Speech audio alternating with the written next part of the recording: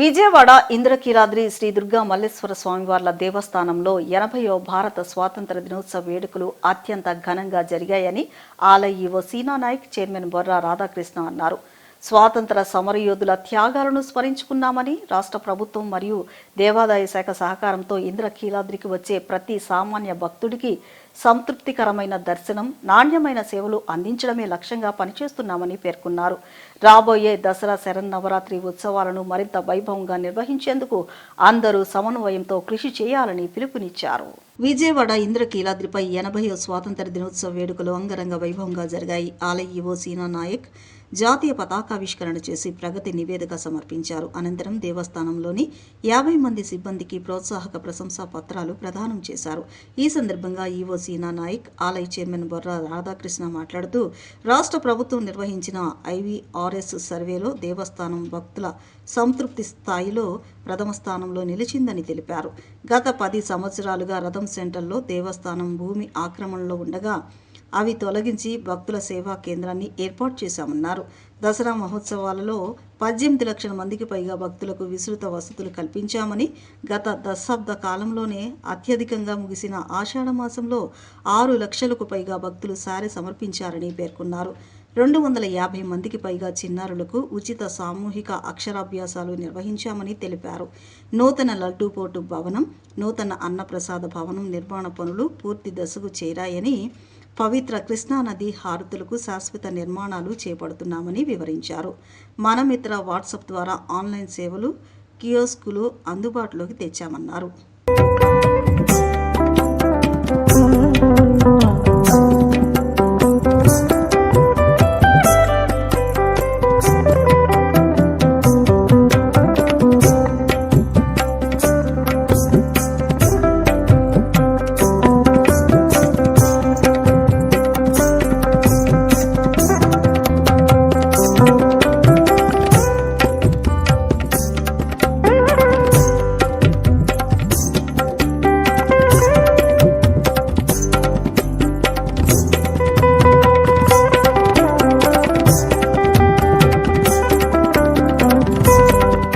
శ్రీ దుర్గా మల్లేశ్వర స్వామి దేవస్థానం, ఇంద్రకీలాద్రి, విజయవాడ 80వ స్వాతంత్ర దినోత్సవ వేడుకల సందర్భంగా ఆగస్టు 15న దేవస్థానం కార్యనిర్వహణాధికారిగా వార్షిక ప్రగతి నివేదికను మీ ముందు సమర్పిస్తున్నాను. భారత స్వాతంత్ర దినోత్సవ పర్వదినాన మన త్రివర్ణ పతాకం నీడన నిలబడి గత ఏడాది కాలంలో జగన్మాత కనకదుర్గమ్మ తల్లి దివ్య ఆశీస్సులతో మన దేవస్థానం సాధించిన అభివృద్ధి పనులను అదేవిధంగా భక్తులకు అందిస్తున్న విశిష్ట సేవలను మరియు పరిపాలనా సంస్కరణలో వార్షిక ప్రగతి నివేదికను మీ ముందు ఉంచడం ఎంతో సంతోషంగా భావిస్తున్నాను. భక్తుల సేవలో దేవస్థాన యంత్రాంగం కనకదుర్గమ్మ వారి దర్శనార్థం దేశం నలుమూలల నుండి ఇంద్రకీలాద్రికి విచ్చేసే భక్తులను వారి సౌకర్యార్థం ఈ సంవత్సర కాలంలో కీలకమైన చర్యలు తీసుకోవడం జరిగింది. ఉచిత దర్శనం, ఉచిత ప్రసాదం, ఉచిత అన్నప్రసాదం, భక్తుల చెంతకే శుద్ధి చేసిన త్రాగునీరు పంపిణీ, ఇలాంటి చర్యలతో భక్తుల సంతృప్తిని వ్యక్తం చేస్తున్నారు. రథం సెంటర్లో గల కోట్లాది రూపాయల విలువైన శ్రీ అమ్మవారి స్థలం ఆక్రమణలో ఉండగా ఈ ప్రభుత్వ హయాంలో ఆక్రమణలను తొలగించి భక్తుల సౌకర్యార్థం సేవా కేంద్రం ఏర్పాటు చేయడం జరిగింది.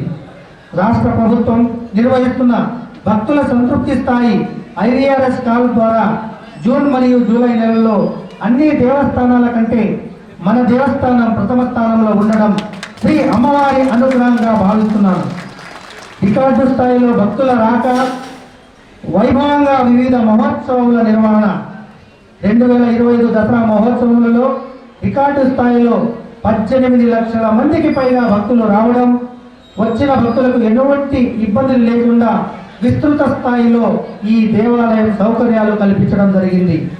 గౌరవ ముఖ్యమంత్రి వర్యులు వారి సూచనల మేరకు భక్తులకు మరియు ఉత్సవంలో పనిచేసిన సిబ్బందికి ఆరోగ్య భద్రత దృష్ట్యా ఈ సంవత్సరం ప్రతి భక్తుడికి మరియు ప్రత్యేక విధులు నిర్వహించిన సిబ్బందికి సుమారు 40 లక్షల వాటర్ బాటిల్స్ను మనం దేవస్థానం తరఫున అందజేయడం జరిగింది. స్వాతంత్ర స్ఫూర్తికి విరుద్ధంగా రాష్ట్రంలో నేడు పోలీసు రాజ్యం నడుస్తోందని, ప్రభుత్వాన్ని ప్రశ్నించే ప్రతిపక్షాలపై, ప్రజలపై అక్రమ కేసులు, నోటీసులతో కక్ష సాధింపు చర్యలకు పాల్పడుతున్నారని శాసన మండలి విపక్ష నేత బొత్స సత్యనారాయణ తీవ్ర స్థాయిలో ధ్వజమెత్తారు. వైఎస్ఆర్సీపీ కేంద్ర కార్యాలయంలో జరిగిన స్వాతంత్ర దినోత్సవ వేడుకల్లో జాతీయ జెండాను ఎగురవేసిన అనంతరం ఆయన మాట్లాడుతూ ప్రభుత్వ అప్రజాస్వామిక పక్షపాత విధానాలపై విమర్శలు గుప్పించారు. ప్రభుత్వ పథకాలను రాజకీయ కోణంలో చూడడం, అన్యాయాన్ని ప్రశ్నించే గొంతుకులను నొక్కాలని చూడడం బ్రిటిష్ పాలనను తలపిస్తోందని విమర్శించారు. పౌరులకు స్వేచ్ఛ, వాక్ స్వాతంత్రం, సమానత్వపు హక్కులు ఏ ముఖ్యమంత్రో ఇచ్చినవి కావని, అవి డాక్టర్ బిఆర్ అంబేద్కర్ అందించిన రాజ్యాంగం కల్పించిన ప్రాథమిక హక్కులని ఆయన అధికారిక పక్షానికి స్పష్టం చేశారు. ఎన్నికలు జరిగినంత మాత్రాన ప్రజాస్వామ్యం పూర్తి కాదని, ఎన్నికల మధ్యకాలంలోనూ ప్రజల గొంతుకు విలువ, ప్రభుత్వాన్ని ప్రశ్నించే వారికి రక్షణ, ప్రతి పౌరుడికి సంక్షేమం అందించినప్పుడే నిజమైన ప్రజాస్వామ్యం, స్వాతంత్ర స్ఫూర్తి సాకారమవుతాయని అన్నారు. నిజమైన స్వాతంత్రం, అభివృద్ధి అంటే కేవలం కాంక్రీట్ భవనాలు, రోడ్లు నిర్మించడం కాదని, పేదవాడికి ఉచిత విద్య, మెరుగైన వైద్యం, రైతులకు భరోసా, మహిళలకు భద్రత, యువతకు ఉపాధి లభించిన రోజే సమాజానికి సంపూర్ణ స్వాతంత్రం వచ్చినట్లని ఉద్ఘాటించారు.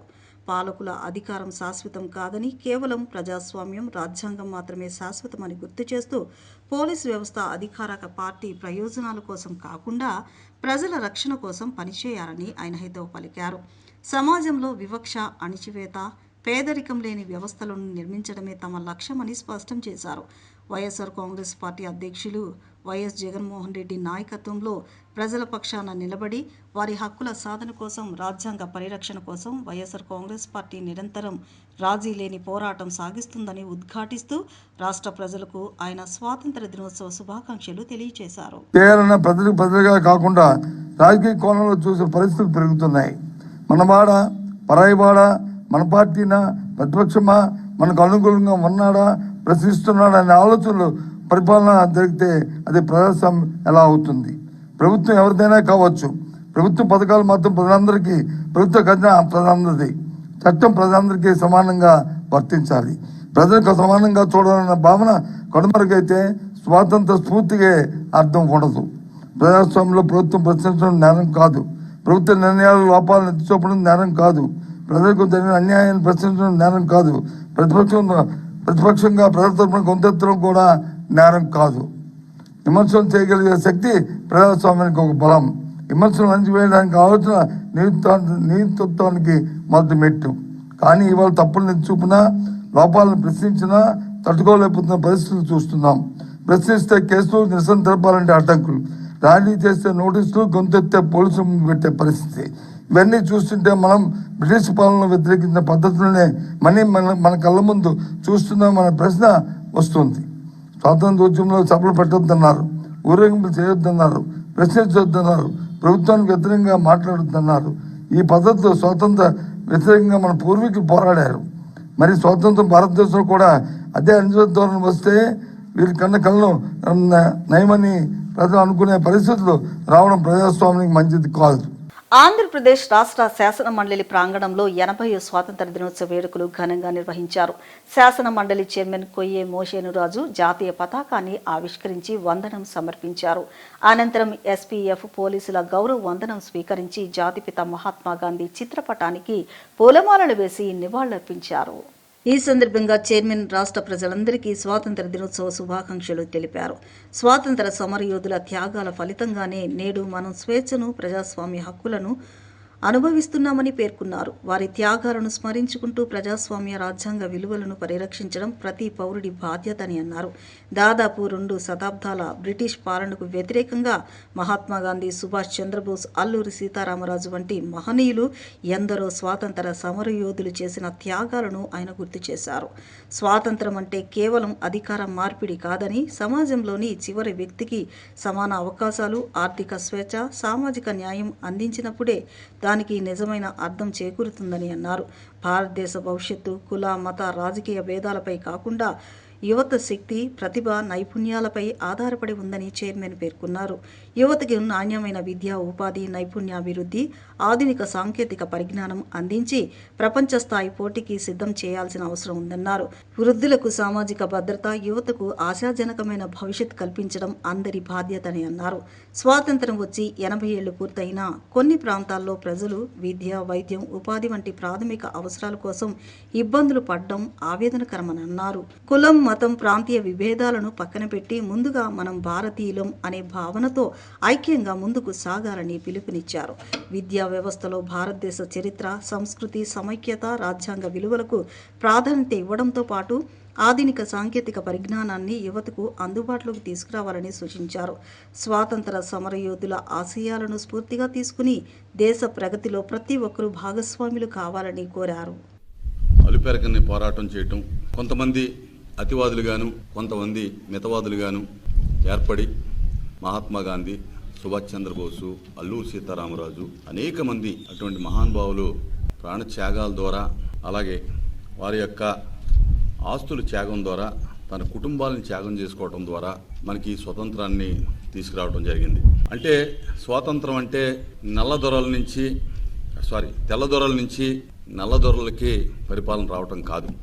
ఈ రోజున ప్రతి పేదవాడికి లేకపోతే ఈ దేశంలో ఉన్న ప్రతి పౌరుడికి కూడా సమానమైనటువంటి అవకాశాలు, స్వాతంత్రం, స్వేచ్ఛ రావటం స్వాతంత్రంగా మనం భావించాలి. ఈ దేశంలో 80 సంవత్సరాలు స్వాతంత్రం వచ్చిన తర్వాత కూడా ఈ దేశంలో ఉన్నటువంటి అనేక మంది ప్రజలు ఇబ్బందులకు గురి కావటం అనేది చాలా బాధాకరం. ఈ దేశంలో ఉన్నటువంటి కొంతమందికి చదువు లేకపోవటం, వైద్యం అందకపోవటం, సంపాదన లేకపోవటం, లేకపోతే వారికి ఉపాధి అవకాశాలు లేకపోవటం, అనేక మంది ఈ దేశంలో స్వాతంత్ర పోరాటం కంటే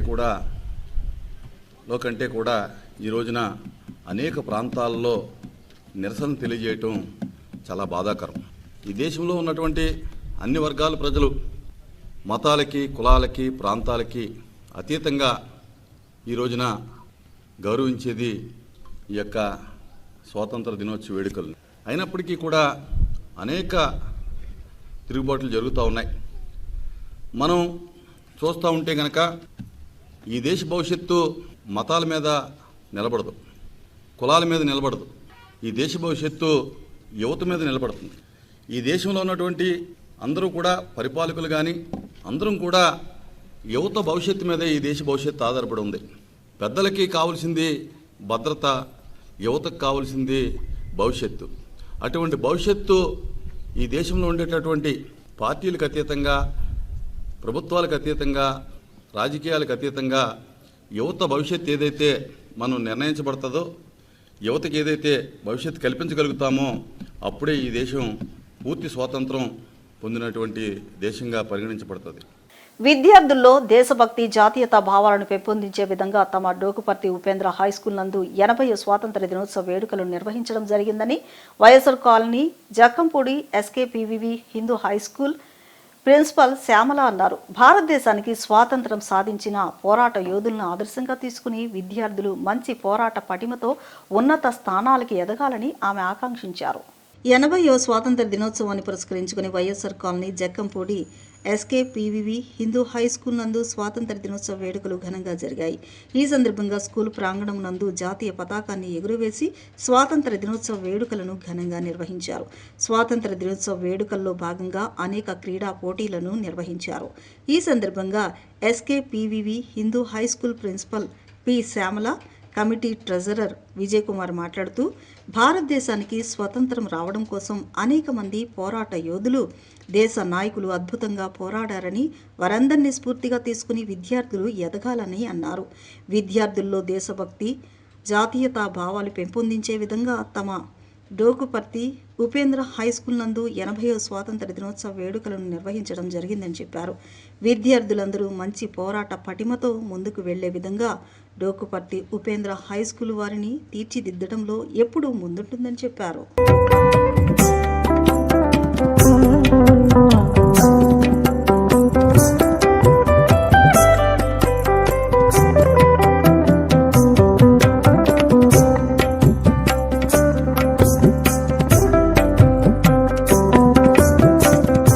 మృదుమంజుల నాదం మురిగొల్పిన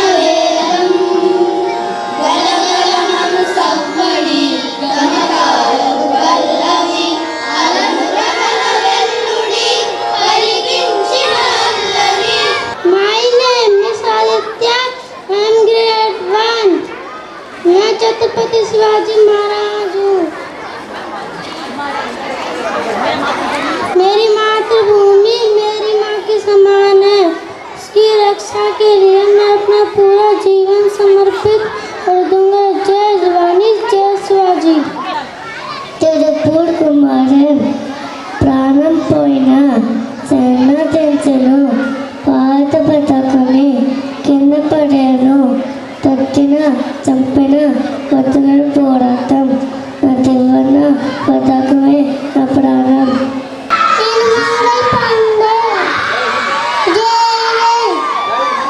ఇది మా Dogiparthi Upendra high school first national function of this school.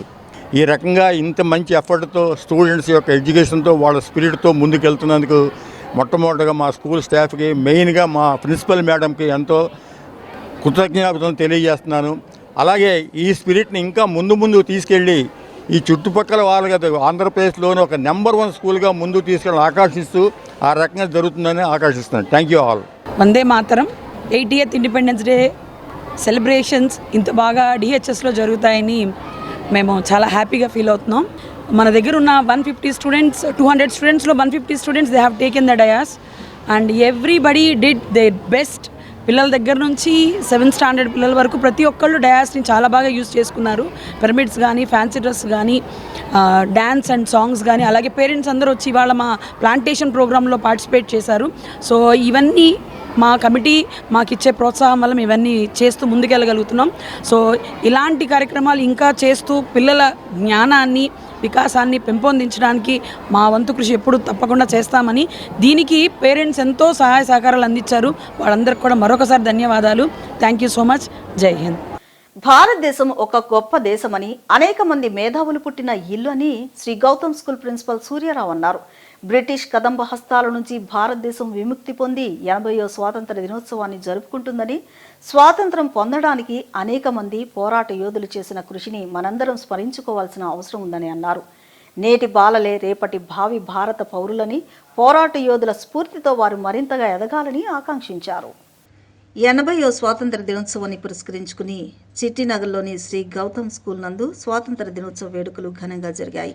ఈ సందర్భంగా స్కూల్ ప్రాంగణం నందు జాతీయ పతాకాన్ని ఎగురవేసి స్వాతంత్ర దినోత్సవ వేడుకలను స్కూల్ ప్రిన్సిపల్ సూర్యారావు ఆధ్వర్యంలో ఘనంగా నిర్వహించారు. ఈ సందర్భంగా ఆయన మాట్లాడుతూ, భారతదేశం ఎన్నో సంవత్సరాలు బ్రిటిష్ పాలన నుంచి విముక్తి పొందడానికి మన నాయకులు పోరాడిన విధానాన్ని అందరూ స్మరించుకోవాల్సిన అవసరం ఉందన్నారు. అహింస ఆయుధంగా స్వాతంత్రం సాధించిన విధానాన్ని ప్రతి ఒక్కరూ తెలుసుకోవాలన్నారు. అహింసా విధానాన్ని పాటిస్తూ నేటి బాలలే రేపటి పౌరులుగా ఎదగాలని విద్యార్థులకు తెలియజేశారు. బ్రిటిష్ కదంబ హస్తాల నుంచి భారతదేశం విముక్తి పొంది 80వ స్వాతంత్ర దినోత్సవాన్ని జరుపుకుంటుందని, స్వాతంత్రం పొందడానికి అనేక మంది పోరాట యోధులు చేసిన కృషిని గుర్తుపెట్టుకోవాలన్నారు.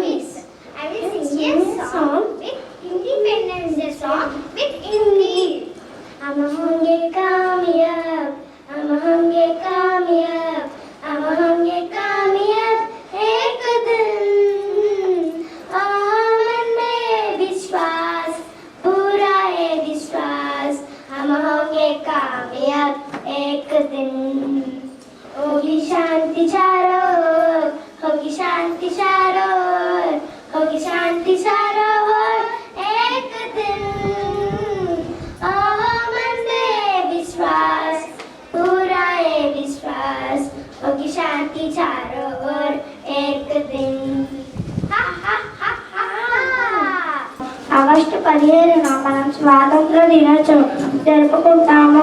1947లో మన దేశం బ్రిటిష్ పాలన నుంచి విముక్తి పొందింది. ఈరోజు మన దేశానికి స్వేచ్ఛ వచ్చిన రోజు. ఇది మనందరి జీవితంలో ఆనందానికి, గర్వానికి నిదర్శనం. మన దేశ స్వతంత్రం కోసం గాంధీ గారు, నెహ్రూ గారు, భగత్ సింగ్ తదితర మహానుభావులు కష్టపడి పోరాడారు. వారి త్యాగాల వలన మనకు స్వతంత్రం వచ్చిందని మనం గుర్తుంచుకోవాలి. ఈరోజు భారతదేశం గర్వించదగ్గ రోజు. ముందుగా అందరికీ 80వ స్వాతంత్ర దినోత్సవ శుభాకాంక్షలు.